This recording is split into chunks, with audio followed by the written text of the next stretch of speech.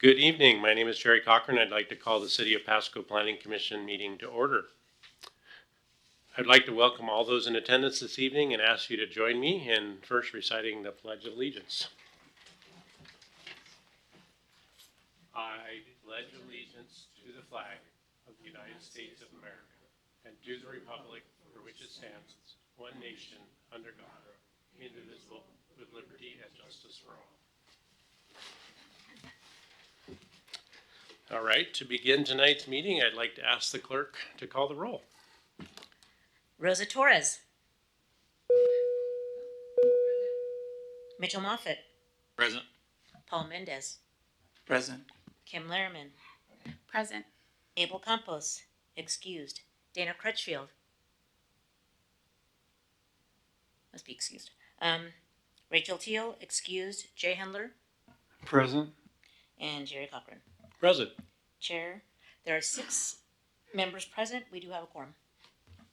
Thank you very much. The Planning Commission is an advisory board made up of volunteers appointed by the City Council. The purpose of the Planning Commission is to provide recommendations to City Council regarding the changes to the city's comprehensive plan, land use updates, block grant allocations, and zoning code. The Planning Commission is tasked with considering the long-term growth and development of the community, the impact of land use decisions on community, livability, economic opportunity, housing affordability, public services, and the environment. I'd like to remind the audience that tonight's proceedings are being broadcast live on the City of Pasco's Facebook page and on Spectrum Charter Cable PSC Channel 191, and will be rebroadcast several times during the next month. The meeting is also being recorded, so you can watch it on the City of Pasco's website, which is pasco-wa.gov. Click on the video on demand link and make your selection there.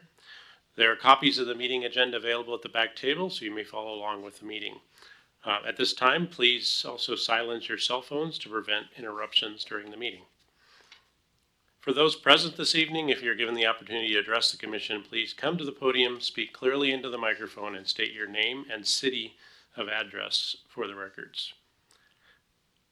Before we begin tonight's meeting, I need to remind the audience and the Planning Commission members that Washington state law requires public meetings like the one being held this evening, not only to be fair, but also to appear to be fair. In addition, Washington state law prohibits Planning Commission members from participating in discussions or decisions in which a member may have a direct interest or may either be benefited or harmed by the Planning Commission's decision. Any objection to a Planning Commission member hearing any matter on tonight's agenda needs to be aired at this time or will be waived. So first, are there any Planning Commission members who have a declaration at this time regarding our agenda items? Let the record show that none declared. Second, is there anyone in the audience who would object to any Planning Commission members hearing any of the items on the agenda? We have no one online, right? No, sir. Okay, thank you. So let the record show there were no declarations as well. We as Planning Commission need and value your input. It helps us to understand the issues more clearly and make better recommendations to City Council. Furthermore, in many cases, your input here at this Planning Commission meeting is your only opportunity to get your facts and opinions placed into the official record the City Council will use to make its decision. I encourage you to take full advantage. The next item on the agenda is approval of the meeting minutes from February 15th, 2024.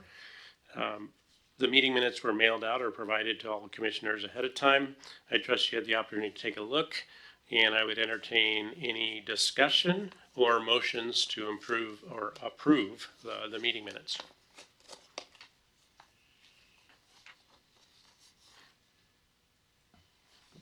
Commissioner Moffitt, I make a motion to approve minutes as written. I second. Second. Oh, All right, it's been moved by Commissioner Moffitt and seconded by Commissioner Mendez. All those in favor say aye. Aye. Aye. All those opposed? All right, meeting minutes are approved unanimously. All right, so the no old business on our meetings. We do have a public hearing item on the agenda, a single public hearing, which is the Community Development Block Grant, which is the 2023 Consolidated Annual Plan Evaluation Report, which is BGA P 2024-001. I'll turn it over to Ms. Webb for that overview. Good evening, Chairman and Planning Commission. The matter presented to the Commission this evening represents the concluding phase of the Community Development Block Grant Cycle for Program Year 2023.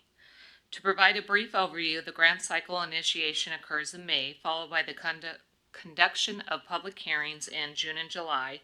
Subsequently, recommendations are forwarded to the Council for approval. Throughout the program year, activities are executed in alignment with the Council-approved plan. A comprehensive annual performance evaluation report, CAPER, is submitted to the Department of Housing and Urban Development 3 months following the program year's conclusion, detailing our achievements relative to the objectives outlined in the annual action plan. The subsequent slides will outline our accomplishments in implementing the goals and strategies in the 2023 annual action plan. Next slide. This slide provides a detailed comparison between the budgeted and actual expenditures for the 2023 annual action plan activities, characterized by their respective goals as reported in the PRO2. The goals are as follows. Goal 1 was affordable housing, Goal 2 was community and economic development, and Goal 3 was homelessness, housing, and priority public services. For the 2023 activities, a total of $599,000 was expended as recorded in the PR2 report. The expenditures for all activities in 2023 amounted to $896,000, which includes allocations from prior years. The lower expenditure percentages can be attributed to a delay in the City of Pasco receiving the grant agreement, which was not finalized until August 2023. Consequently, the final disbursements were conducted in January 2024. It is important to note that these disbursements are not included in the current analysis, as the reporting period for financial activity spans from January to December of 2023. Next slide. This is just a graph representing what was on the previous slide. So it does show what was actual and what was proposed.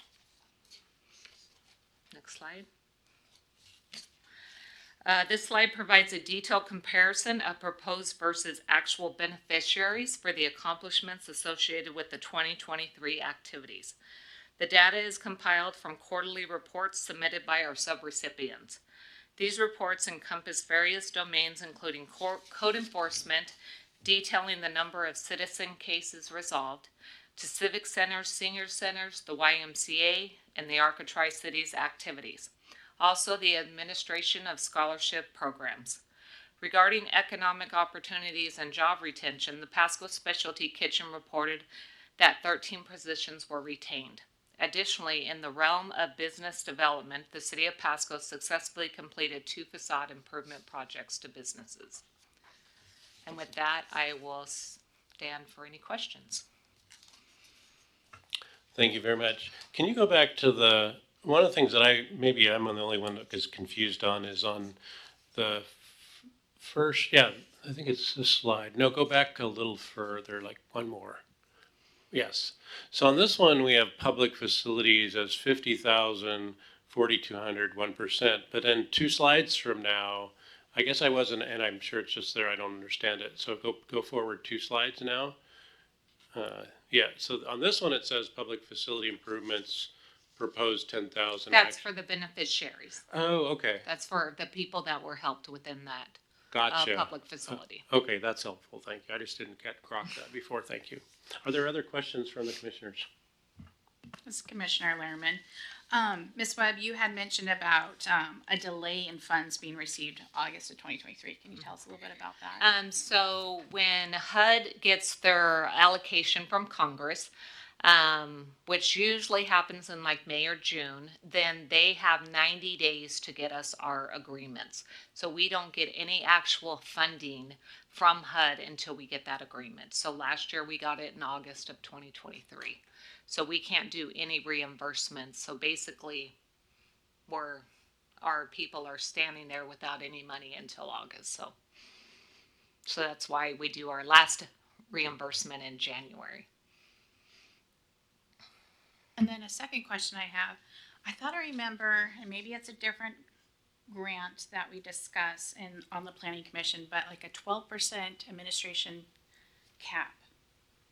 It's 20%. It's 20. Yeah, Okay, thank you. Yeah, and that's All this right. grant, yeah. Gotcha, thank you. 20% and then 15% for public service. Okay, and you guys did it at 16%. Excellent job. Yeah, Commissioner Mendez. Yeah, it looks in the public facility improvements, we greatly overperform. Do you, can you explain the reason why we service more beneficiaries than originally proposed? Did we just not got a good estimate when it came to the proposal? Yeah, so with the public facility improvements, that's actually the 2nd to 5th Lewis Street project. So they actually expended some funds from the previous couple of years. So we have to actually take those beneficiaries from those years and add them to this year because that's when we are reporting. Thank you, that explains it. And we're gonna be talking about that topic more next, so. Any other questions from the commissioners? And there's nobody online, right? No commissioners online? Okay. Well, then, I will open up the public hearing. I don't see anybody in the audience and nobody online, but, I will make our standard calls. Going once for a public hearing on this item. Going twice. And a third time, no one here to testify, so we will close the public hearing on this item. At this time, the next step for us is I would entertain a motion. There is a motion on the second page from staff. That's a recommended motion, or if there's any other discussion.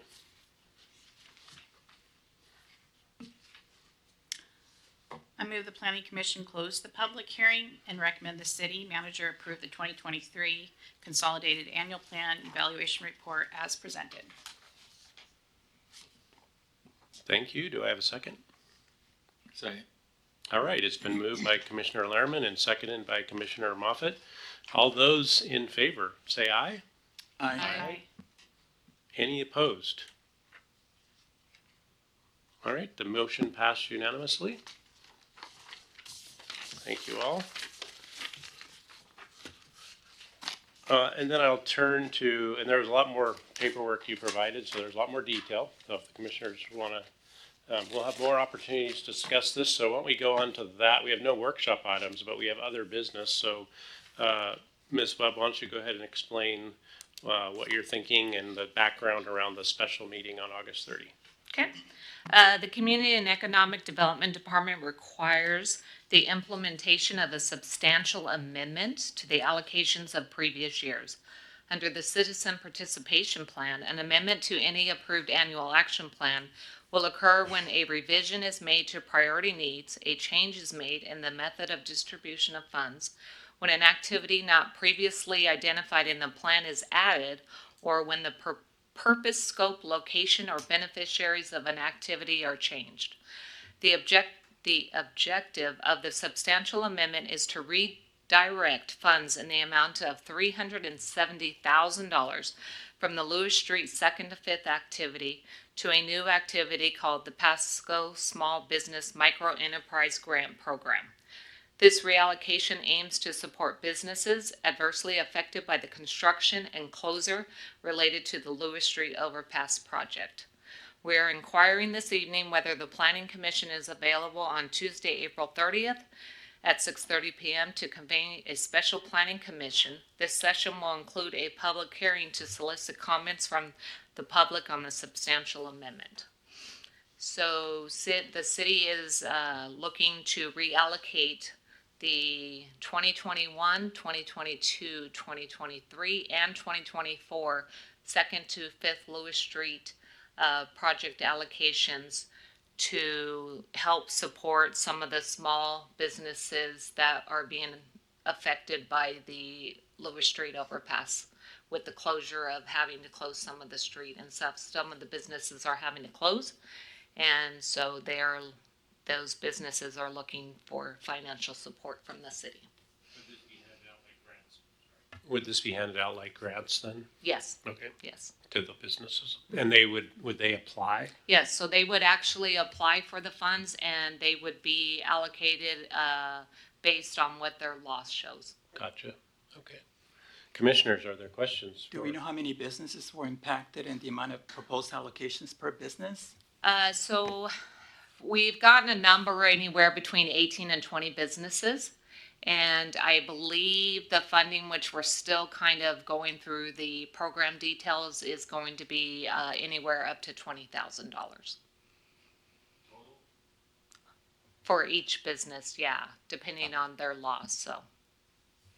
Would this be something they would have to pay back, or is it? No, this will be a grant, basically, a forgivable loan, so. Okay. And this was based on a direction decision by the council recently? Yes, Yeah, okay.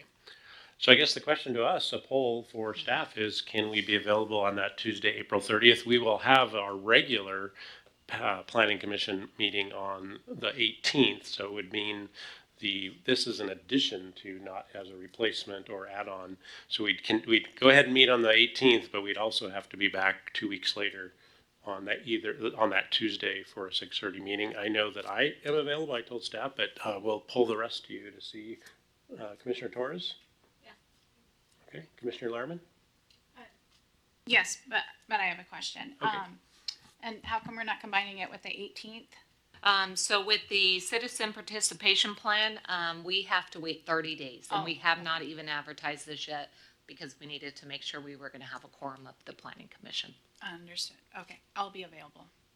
Okay, and if you don't have an answer tonight, let's maybe try to get back to staff by middle of next week or something. I realize it's putting everybody on the spot, so. Yeah, if you- actually, we would need to know by Monday. Okay, by Yeah, Monday. because we've So, gotta be able to get it in the newspaper. Commissioner Mendez. I'm available.